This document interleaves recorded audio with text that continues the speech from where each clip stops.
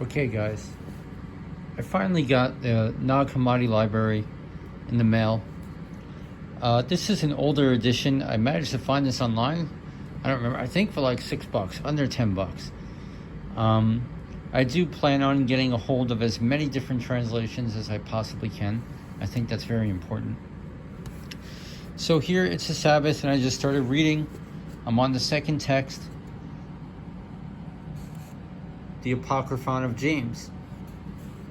And the reason why I'm making this video, I haven't even, is because I see things starting to be pieced together.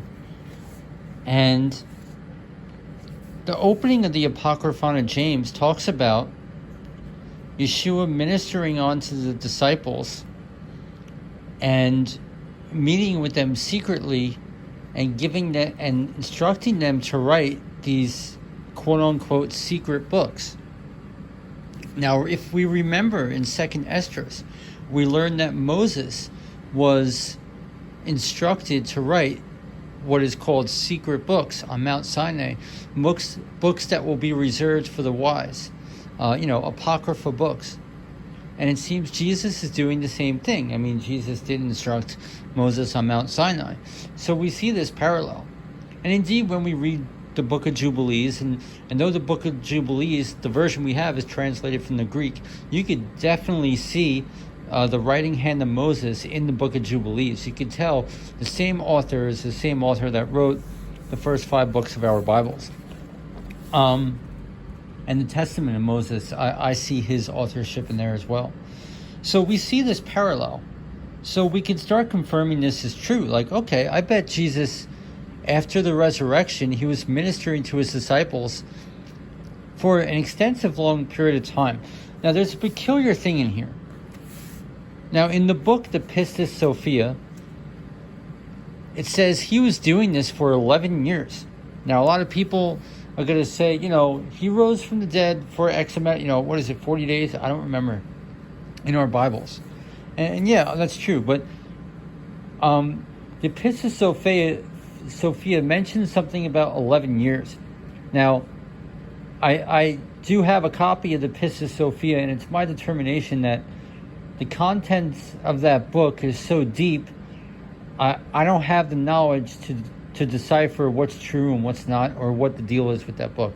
So I'm putting that kind of aside, or I need to learn more. So, but I see a peculiar verse in here that helped me kind of validate or start taking that first line in the Pistis Sophia seriously, instead of disregard, that's just an error, or whatever. Because yes, Yeshua was raised from the dead and showed himself physically, or whatever the case may be, for X amount of days, according to the biblical account. But here we have in the Apocryphon of James, it says it's already been 550 days since he rose from the dead, and he's ministering on to the disciples, telling them to write these secret books. And so it's possible this was going on for a very long period of time after the resurrection. I don't know the details. Is this in spirit or what?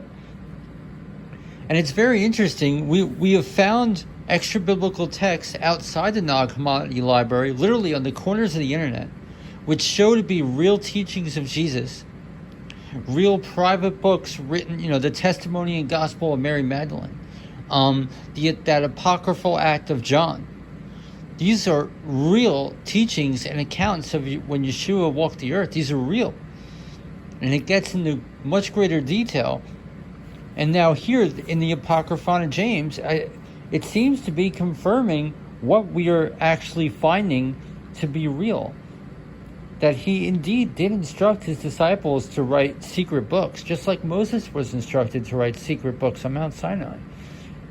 And this perfectly runs parallel to biblical law. As nothing is new under the sun. Everything that was will be, and will be tomorrow. Do you get where I'm saying it? So it's really amazing. And perhaps these secret teachings of Jesus are meant to be revealed in these last days. I mean, we're still growing and looking for answers, guys. And But it's really quite amazing how this stuff seems to be unfolding as true. Okay? Now, I cannot validate the entire Nag Hammadi library. I just got it in the mail an hour ago, and I'm starting to read. I read the prayer of Paul, which is the opening prayer, and I find that to be perfectly sound, biblical, beautiful doctrine. And now I'm in the Apocryphon of James. And when I'm reading in the Apocryphon of James, I think this stuff is legit. These are real words of Yeshua. It's amazing. And yeah, it talks about all these extra books, which we are finding all over the place. And so, I don't know, guys. I think we're just seeing the unfolding of this stuff come to pass right before our very eyes. And again, I cannot say every text in Nag Hammadi library is valid. We have to go through these one by one and decipher the truth. And but it seems this truth is becoming known and apparent. And, when Christ returns, it's like I do see a parallel to 2,000 years ago. We want to think, okay, we understand the scriptures, we got this, and when Jesus returns, he's going to teach right out of the Bible, and everything's going to be nice, neat package. But that didn't happen when Yeshua walked the earth 2,000 years ago. He was teaching things out of the scriptures that nobody else saw, and it was very unconventional, yet it was correct. And maybe the redemption is truth and all this stuff, seems to will be the case. And we do see it. It seems to be the case in prophecy. I'm just going to share. Recently, I just made that video a couple hours ago about quote-unquote mother wisdom. And I don't have everything figured out. I'm not saying we're holding the Virgin Mary Magdalene on a pedestal and going to Catholic theology. I'm just saying she was a symbol as the motherhood of wisdom. Jesus being the wisdom, her being the mother of Jesus. And we could clearly see that in the marriage of Canaan. Now, and I also have some questions. I guess my next thing I need to do is look up the Hebrew word for sister and understand why wisdom, which would be Yeshua, is called a sister and not a mother. All this crazy stuff. I don't have the answers for this stuff.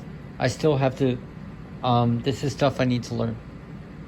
But anyway, I'm kind of going off topic, but I just wanted to say that, what we're seeing, if we're paying attention slowly, it's not that we don't have the whole picture. We have to understand that what's going on here is a transitional phase, and things are coming to pass right before our eyes, and we're all learning and growing at the same time. So it's not going to be a nice, neat package, and it's going to be room for a lot of controversy and debate, and people want it doesn't make sense to me, so I'm going to throw it all away. Well, we need to learn and discern. And if you don't receive it, it's okay. But for those who do, for those with the love, let them receive it, let them learn. We're all learning and growing together. But already I'm in the Apocryphon of James, and I'm seeing, wait a minute, this is exactly what we see going on. There are extra biblical texts written by the disciples, even outside the Nag Hammadi library, just as this Apocryphon of James says happened. And so it seems maybe Yeshua was ministering onto the apostles for a very, for X amount of years, whether in the spirit or whatever. I don't know.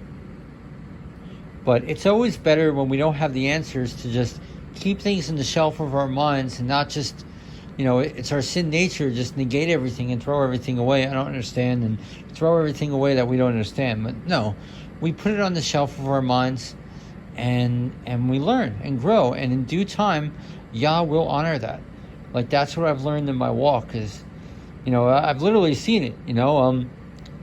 When I was in Bryant Park, I made a video maybe a week ago. I was in a text that was, it was very Catholic text, like church Catholic theology text, but I was reading it for the theology, and I was just about to put it down. I literally was about to give up on the text, like, this is kind of and I decided through my own free will, all right, there's only a couple more pages. I'm going to stick to it. Literally, the very next thing I read after I made that decision out of my own free will gave me a revelation, a personal revelation about John the Baptist that I was wondering for years. And that just has to come from the hand of God, just honoring our faithfulness, honoring, he always, I've seen this over and over again in my walk, like he always honors, instead of just like, well, I don't understand it, it must be false. And if I take a step out and be like, okay, maybe I could take this seriously and think about meditate, he honors that and then shows you the truth. Like that, it's just amazing. He honors it when we show up.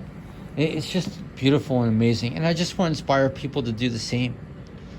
So, I don't know. This is very profound, guys. It's very exciting. And, this is a lot to go through. I don't know if this is all valid, if this is all the deal. I don't know. We had to go through each text one by one. And, but already in the Apocryphon of James, I'm seeing exactly what we're seeing unfolding on the internet. Like all these extra biblical texts, which are real teachings by Jesus, just like Moses wrote on Sinai. It's like we're seeing the prophecies, the end time revelation come to pass right before our very eyes, and in awe and wonder, and learning and growing. It's astounding.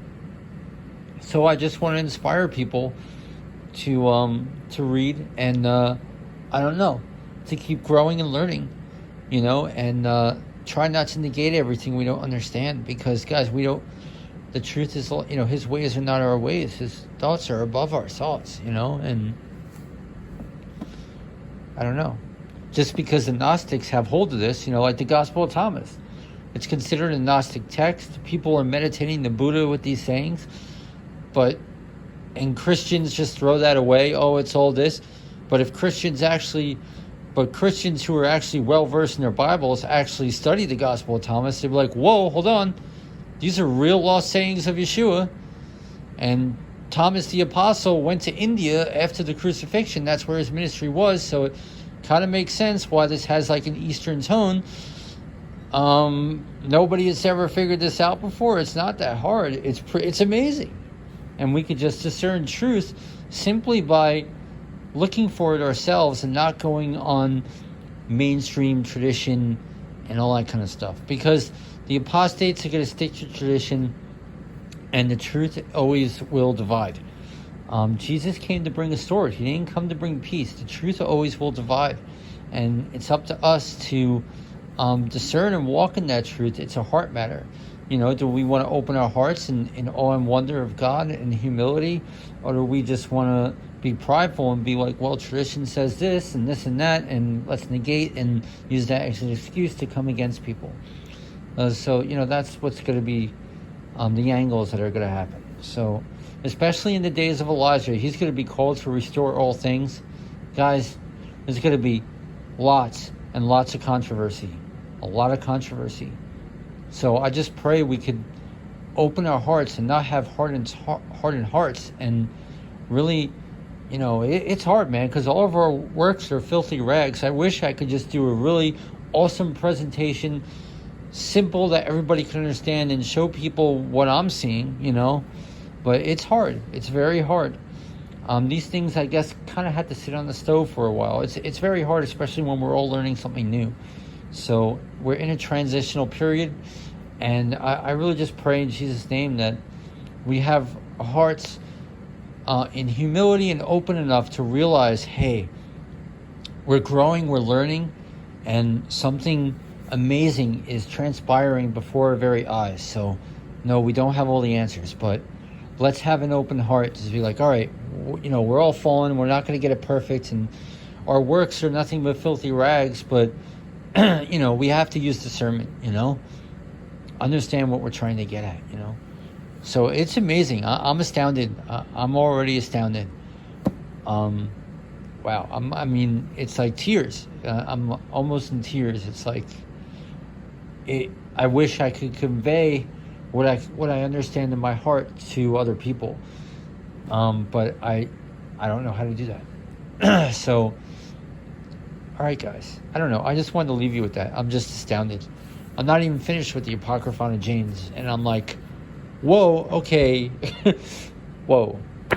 Like we are seeing this, we are seeing the proof come to pass right before our very eyes. So it's astounding. We live in amazing times, guys, and I just pray that we have an open heart enough and are humble enough to receive it. Know that we're not going to get everything right, that we're growing and learning. Okay, we're in a a transitional period, so let us transition together, and I hope we could all see that. And let the day star arise in our hearts and take over, because that's the only way. And the only way to let that day star have dominion over our hearts is to stay in the Word and stay in the truth and to discern the truth. We have to discern the truth for ourselves and not just say, okay, well, I need to believe everything I read. We have to test everything. Let us have that. And it's really a matter of love. We have to have a love for the truth and able to have the energy to test everything, So, amazing, guys. Amazing. I'm excited. All right. Thanks for tuning in, guys. God bless you.